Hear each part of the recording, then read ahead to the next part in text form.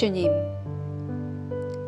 당신은 당신이 지으신 모든 것을 하나도 미워하지 아니하시나이다. 또한 죄를 뉘우치는 모든 자를 넓은 사랑으로 용서하시나이다. 우리의 죄악을 통분해하며 우리가 불쌍한 존재임을 자인하는 회개하는 심령을 주사 우리를 새롭게 빚으소서. 우리는 당신으로부터 모든 자비와 온전한 용서와 평화를 구하나이다. 우리 주 그리스도 이름으로 기도하나이다. 아멘.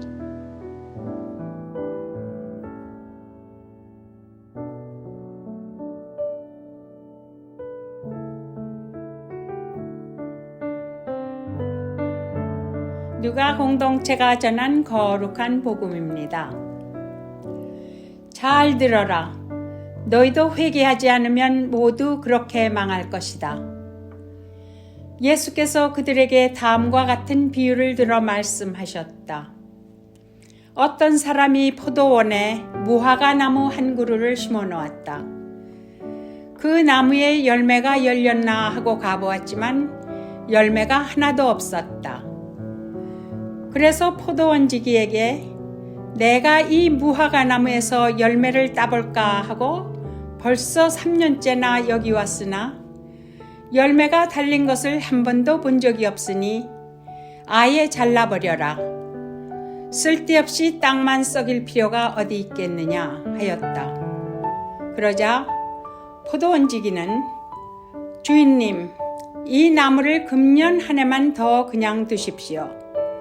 그 동안에 제가 그 둘레를 파고 거름을 주겠습니다. 그렇게 하면 다음 철에 열매를 맺을지도 모릅니다. 만일 그때 가서도 열매를 맺지 못하면 베어버리십시오.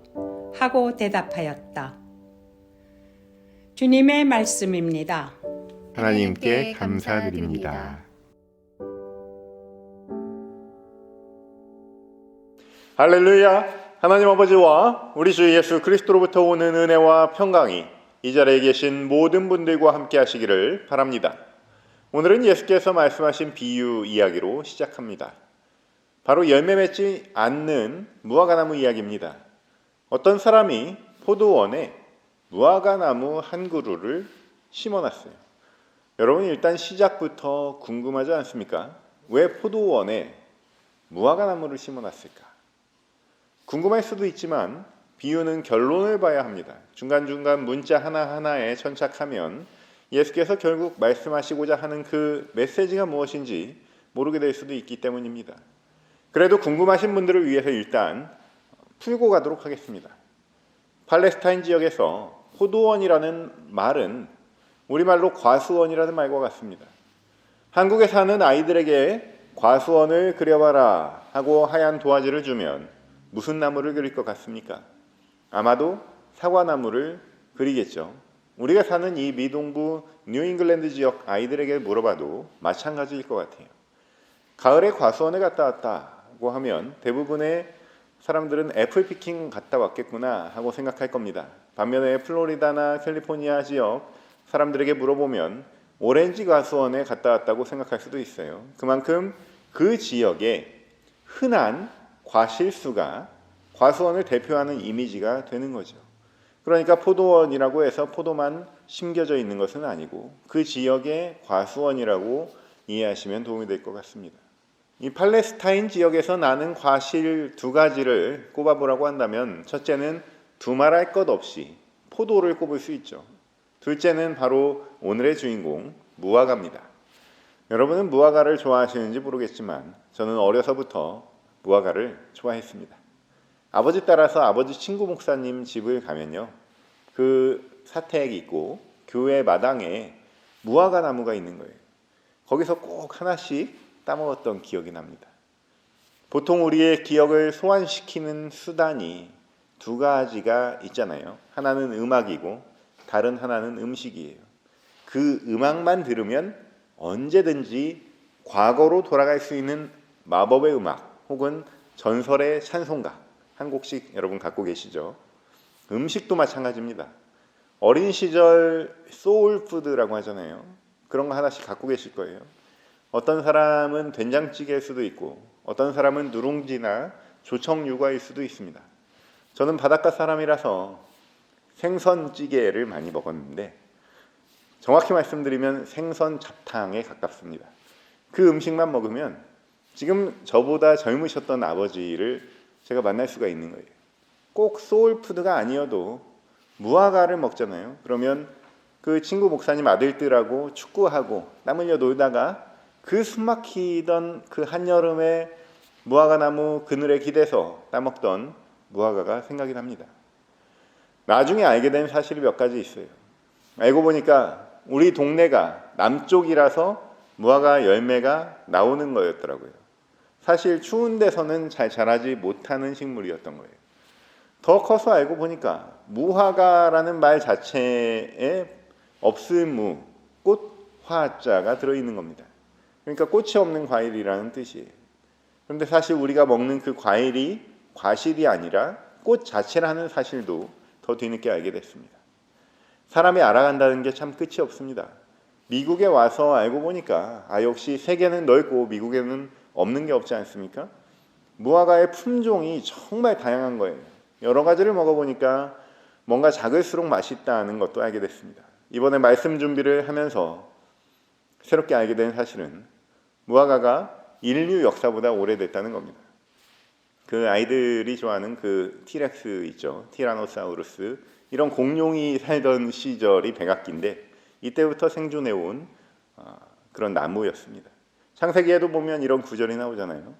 이에 그들의 눈이 밝아져 자기들이 벗은 줄을 알고 뭘로 가렸습니까? 무화과 나무 잎을 엮어서 치마로 삼았더라. 명실상부 인류 최초의 옷이라고 할 수 있습니다. 신앙적인 눈으로 보자면 인류 최초의 수치심과 죄의식을 가리는 물건으로 무화과가 쓰였던 거예요. 이뿐 아니라 무화과는 성경에 60번 정도 나오는 과일입니다. 이스라엘 백성들도 이집트에서 나와서 모세에게 항의할 때 뭐라고 했습니까? 여기에 포도 열매도 없고 무화과 열매도 없는데 왜 우리를 데려왔냐? 이렇게 항의하지 않았습니까? 하박국 선지자도 무화과 나무 잎이 마르고 포도 열매가 없어도 나는 여호와로 인해 즐거워한다고 고백했습니다. 이렇게 무화과는 이스라엘 민족 자체를 가리킨다고 볼 수 있고요. 더 넓혀보면 하나님의 백성들을 뜻합니다. 그런데 예수께서 비유로 든 이 무화과 나무가 보니까요. 심은 지 몇 년이 지났어요. 그런데도 소출을 낼 생각을 안 하는 겁니다. 열매가 없는 거예요. 포도원 주인이 와서 3번을 허탕치고 화가 납니다. 뭐하러 땅만 차지하고 있느냐. 당장 잘라내버려라. 이러한 시각은 세례 요한의 경고와도 일맥상통합니다. 요한도 광야에서 이렇게 외칩니다. 도끼가 이미 나무 뿌리에 놓여져 있으니 회개하라. 이렇게 선포를 하는 거예요. 심판이 임박했다는 거예요. 열매를 맺지 않는 나무는 찍혀 불에 던져지리라. 경고하는 거예요. 이렇게 회개를 강조한 세례 요한의 공동체는 예수의 공동체와 상당히 겹칩니다. 특히나 세례 요한이 잡혀가서 처형된 다음에는요. 그 무리들이 예수의 공동체로 몰려갔을 거예요. 그러니까 이 무화과 나무 비유를 말씀하실 때 다들 고개를 끄덕이면서 수긍합니다. 요한이 던졌던 그 핵심 메시지, 회개 이야기가 당연히 생각나는 거예요. 이렇게 세례 요한도 열매를 강조합니다. 예수님도 열매를 강조합니다. 여러분 누가복음은요. 열매복음이라고 해요. 열매 맺는 것을 얼마나 강조하는지 모릅니다. 예수께서는 평지 수훈을 통해서도 어떤 나무든지 열매를 보면 그 나무를 알 수 있다고 말씀하셨습니다. 가시나무에서 무화과 열매가 맺히지 않는다는 거예요. 또 찔레에서 포도를 따지 못한다는 거예요. 선한 사람의 마음에서 선한 말이 나오고 악한 사람의 마음에서 악한 말이 나온다. 이렇게 말씀하셨습니다. 또 씨 뿌리는 비유 여러분 기억하시죠? 좋은 땅에 떨어진 씨앗, 그 씨앗이 열매를 맺는다고 말씀을 하셨어요. 사랑하는 성도 여러분, 무엇보다 마음에 좋은 씨앗을 뿌리시기를 축원합니다. 마음에 가득 차 있는 그것이 바로 여러분 존재 자체입니다. 우리가 무슨 산, 무슨 강을 보면서 이름을 붙이죠. 정작 그 산이 자기 이름을 알까요? 당연히 모르죠. 그 강도 자신의 이름을 알 리가 없습니다. 다만 어떤 나무가 많은 산인지, 그 산은 어떤 암석을 더 많이 갖고 있는지, 또 형세가 어떠한지, 그것이 바로 그 산의 정체성이에요. 강물도 바다도 5대양 6대주도 마찬가지입니다. 여러분의 이름, 여러분의 직분 모두 붙여진 거죠. 필요에 따른 기능입니다. 내가 어느 곳에 수고할지 헌신할지 그 구역을 정하기 위해서 편의상 붙인 것이지 여러분 존재는 아닙니다. 존재는 우리 마음에 가득 차 있는 것이죠. 걱정, 근심이 가득 차 있습니까? 의심과 울화가 가득 차 있습니까? 아니면 사랑과 기쁨이 가득 차 있습니까? 여러분의 마음밭에서 나는 소출은 과연 무엇입니까? 바라기는 여러분의 마음밭에서 나는 열매가 하나님 보시기에 좋으시기를 축원합니다. 우리는 이번 사순절을 보내면서 한 가지를 조율하기로 마음을 모은 바가 있습니다. 바로 마음밭이 부드러워질 수 있도록 조율을 하려고 해요. 새봄이 되면 경작을 합니다. 거름을 주고 밭을 갈아줍니다. 겨우내 얼었던 땅을 파서 공기를 닿게 해주고 양분을 순환시켜 주는 거예요. 프랑스 철학자 시몬 베유에 따르면 우리는 주급을 받기 위해서는 12시간씩 매일 서 있을 수는 있어도 사람의 생명을 구하기 위해서는 그렇게 시간을 투자하지 못하는 모순투성이 존재들입니다. 더 중요한 것을 위해서 시간을 사용하지는 못하는 게 우리 인간이에요. 그래서 우리가 노후 대책도 세우고요. 1년 계획도 세웁니다. 안전을 위해서 좋은 차도 타고 운동할 때 안전을 위해서 신발도 신경 씁니다. 그런데 나 자신의 영혼을 위해서는, 나의 가장 소중한 마음밭을 위해서는, 그리고 내가 가장 사랑하는 사람과의 관계를 위해서는 예수께서 겟세마네에서 말씀하신 대로 잠시도 깨어있지 못하는 것이 연약한 우리의 현실입니다. 돌아보면요, 쉬운 것만 하는 거예요. 돈으로 해결할 수 있는 것만 하는 거예요. 한여름 우리에게 보람을 줄 텃밭을 위해서 밭을 갈 때 그 땀이 전혀 아깝지 않죠. 복된 소출을 받아들고 고추며 깻잎이며 나눠줄 친구들을 떠올릴 때 참 즐겁습니다. 그렇다면 우리 마음을 위해서 밭을 갈아보시기를 축원합니다. 우리 마음의 결실이 열매로 맺힌다면 그보다 더 귀한 선물은 없을 거예요. 나도 좋고 씨앗을 뿌리신 분도 좋고 우리 이웃도 좋습니다. 이것이 예수께서 우리에게 명하신 첫째 계명과 둘째 계명, 곧 하나님 사랑, 이웃 사랑입니다. 오늘 예수께서는 문제의 무화과나무를 잘라내버리라는 주인의 요구에 제발 한 해만 더 기다려달라는 제안을 던지는 포도원지기의 마음으로 우리에게 말씀하십니다. 회개하지 않으면 망할 것이다. 회개를 해야 열매가 맺히는 법이고 회개하지 않으면 당장 도끼자루에 베일 것이라는 말씀입니다. 사랑하는 성도 여러분, 우리의 마음밭을 부드럽게 하는 가장 중요한 고비에 우리는 서 있습니다. 앞으로도 2번 더 조율을 주제로 말씀을 전하겠지만 그 정점에서 우리가 돌아봐야 할 것은 회개입니다. 회개는 말로만 해서는 소용이 없습니다. 회개는 나 혼자 한다고 되는 일이 아닙니다. 회개는 공동체적인 고백입니다. 그래서 우리가 교회에 나와서 제일 먼저 하나님께 영광을 돌리죠. 그리고 곧바로 하는 일이 머리를 숙여 회개하는 일입니다. 고백의 기도를 드리고 신묵을 한 다음에 사함의 확신을 받는 이 모든 행위가 공동체적 회개의 고백입니다. 그런데요, 이것을 줄여서요, 대표 기도자가 다 모아서 하던 시대의 흐름이 있었어요.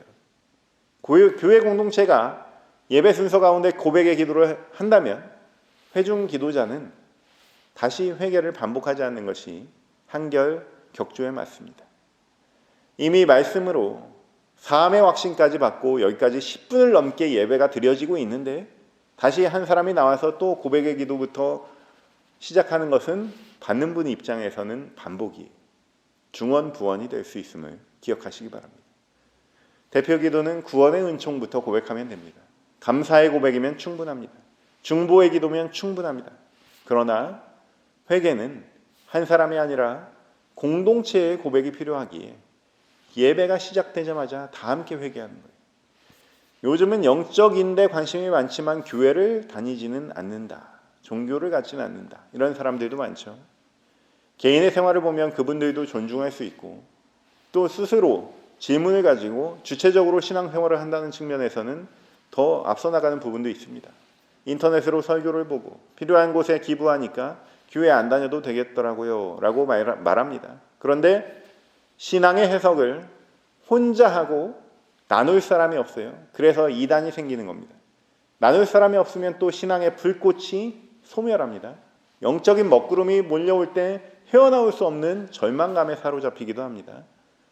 예수께서는 한적한 곳에 기도하러 가시는 순간 외에는 늘 공동체와 함께 하셨어요. 늘 무리가 모여있는 회당에 다니셨지 산 골짜기에 일부러 찾아가시지 않으셨습니다. 사람들이 있는 곳에 고통이 있습니다. 사람들이 있는 곳에 문제가 있습니다. 그게 싫어서 신앙 공동체를 저버린다는 사람도 있지만 하나만 보고 하나는 못 보는 거예요.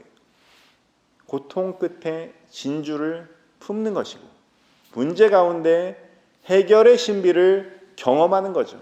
십자가가 있기에 부활의 찬란한 영광이 신비로 우리에게 다가오는 거예요. 사랑하는 성도 여러분, 포도원지기의 이 절박한 음성을 기억하시기 바랍니다. 한 번만 봐주세요. 1년만 두고 보세요. 제가 땅을 파고 걸음을 주겠습니다. 우리 예수님은요, 우리에게 중재자로 오셨어요. 심판은 그리스도의 절박한 사랑으로 인해서 잠시 유예된 거예요. 잠시 미뤄진 거예요. 마치 코로나 시절이 끝나던 작년 여름에 확진자가 거의 없었거든요. 그래서 끝나는 줄 알았어요. 그때 든 생각이 뭐냐면 코로나 때 악기를 하나 마스터하기로 했는데 이러고 있는 제 모습을 보는 것 같습니다.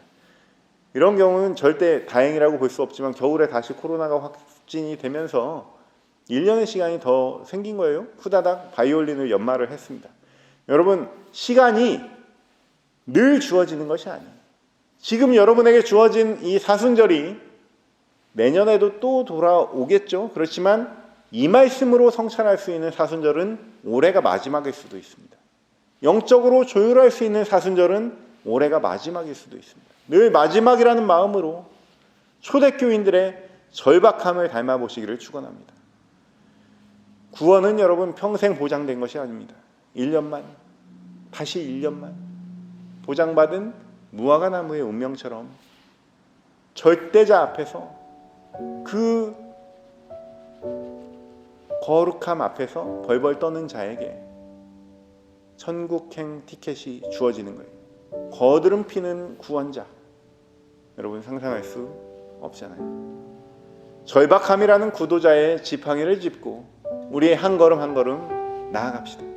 바로 그 지팡이와 같이 우리에게 버팀목이 되어주시고 안내자가 되어주시고 중재자가 되어주시는 분이 바로 우리를 위해서 죽으신 예수 그리스도인 줄로 믿습니다.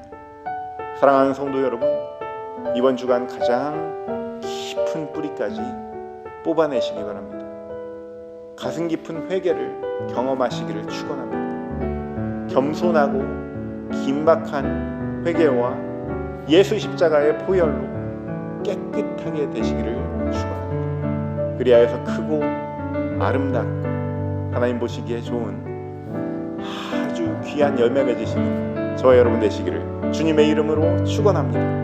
모든 지각 위에 뛰어난 하나님의 평강이 그리스도 예수 안에서 너희 마음과 생각을 지키시리라. 아멘.